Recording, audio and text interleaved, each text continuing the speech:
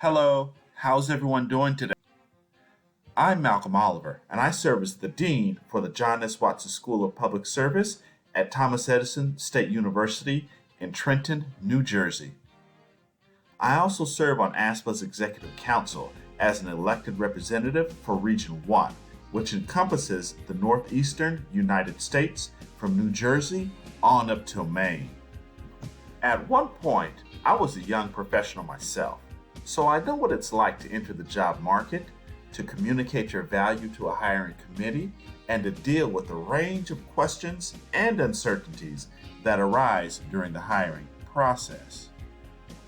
I've selected this image because it encapsulates my favorite part of my role as an educator, which is to get my students past the graduation line.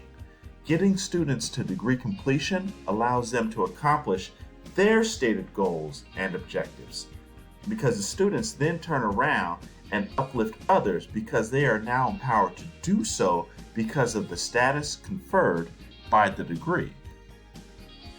I also know that each one of you are extremely talented. To get to this point, you have to be extremely sharp, knowledgeable, and personable, which are the base skills needed to achieve any objective that you set your mind towards.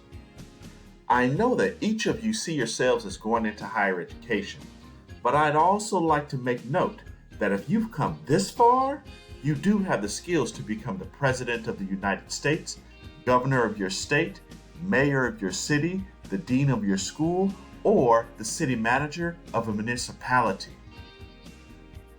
The achievement of these goals is not about your intellect, but about your ability to set goals and the inner strength that you have to then move forward in reaching these goals.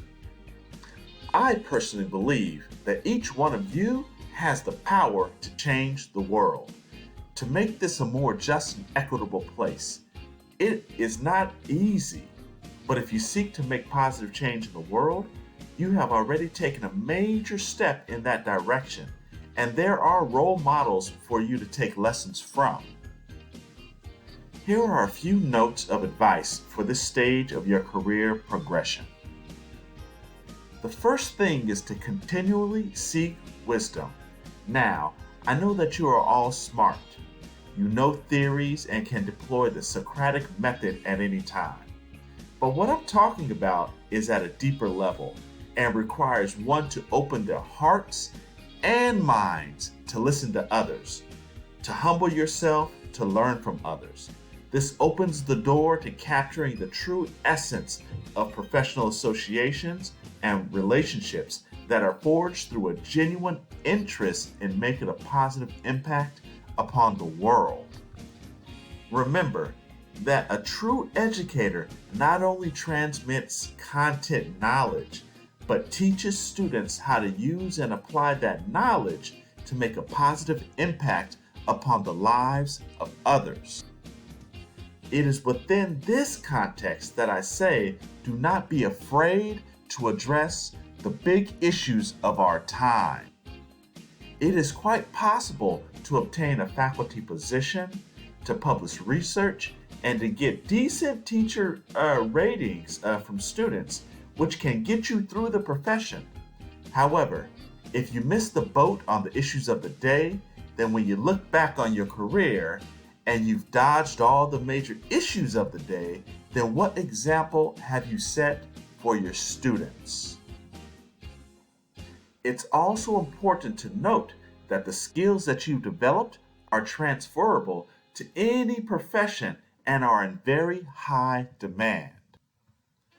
The want to make a difference, teamwork, communicating, taking a stand, serving others, and training are extremely sought after skills in every organization. Know your value and don't be afraid to point out these transferable skills when on the job market.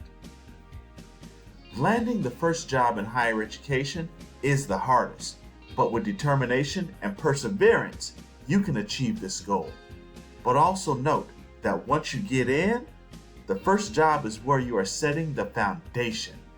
Gain as much experience as possible, Volunteer, network, and don't ever think you're too good for this work. The more, the better. If you have the luxury, search for a good boss, someone who takes an interest in you and who wants to see you grow. It's not just about the prestige, but it's also about the connection and comfort that you have with one another. Whether this connection is positive or negative, this will only grow over time.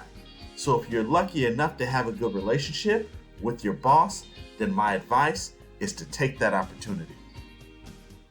Develop your network and reach for the sky. The fastest runner does not always win the race. Stay diligent, focused, and be consistent.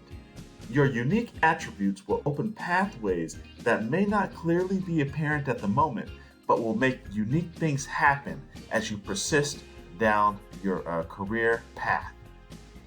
Seek out mentors. Identify individuals that are currently in the place you'd like to be. Reach out to them via email, at conferences, or via LinkedIn. The best people tend to be willing to help in the provision of insight, wisdom, and direction. They can see things you cannot and can guide you in playing up your strengths and reinforcing areas where it's needed. The more open and willing you are to mentorship, the more willing you will find those who'd like to help you. Just at the most practical level, search the job boards. Take the postings that speak to you and place them on a spreadsheet. You will start to notice that they ask for similar things such as cover letters, CVs, statements on teaching and diversity, along with references. Draft strong copies of each, but then tailor each to a particular place that you apply. I've sat on many search committees, and when sitting on a search committee, I can tell if a letter has been just copied and sent in. You don't want that to be you. One way to address this issue is to say at least one unique thing about each institution that you are applying. For example, you can list 3 specific courses that you can teach within the department that you are applying. You can identify special programs in the school that are of interest to you, such as a study abroad to South Africa or a semester in Washington, D.C. These little items will go a long way. Also, please let the people that you've placed as references know that you've listed them. This helps them to prepare for that phone call. Most importantly, start today. Do not hesitate. The environment will never be perfect, but to be perfect, you must get started. I believe in you. Know that you can do it, and I know that you can do it because I've done it myself. If you have any questions, please do not hesitate to contact me. Have a wonderful day.